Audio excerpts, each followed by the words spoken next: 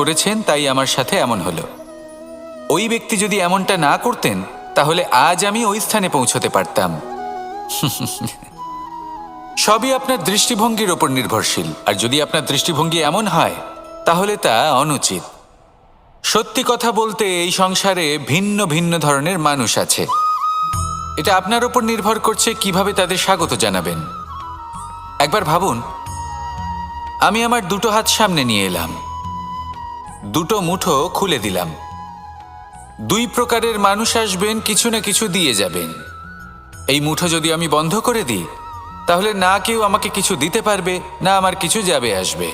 নিশ্চয়ই বুঝতে পারছেন এই দুই ধরনের ব্যক্তি কারা এবং তারা কি দিয়ে যান। আমি যদি নিজের মুঠো খুলে দিই তাহলে কিছু ভালো মানুষ আসবেন, আমাকে আনন্দ, সন্তুষ্টি, জ্ঞান প্রদান করে যাবেন, ভালো অভিজ্ঞতা দিয়ে যাবেন। কোনো খারাপ ব্যক্তি যদি আসেন তাহলে